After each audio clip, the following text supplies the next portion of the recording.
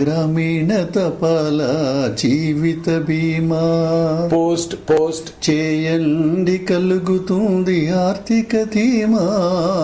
Post గ్రామీణ తపాలా జీవిత బీమా. బాబు నీకు పాస్పోర్ట్ వచ్చింది. మరదే మరి ఆయన ఏం మోతుబరి కాదు, పొదుపరి.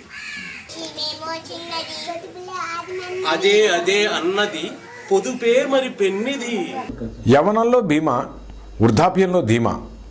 అందుకే గ్రామీణ తపాలా జీవిత బీమా. మరి అదే మరి ఇప్పుడు మాత్రం మించిపోయింది ఏముంది?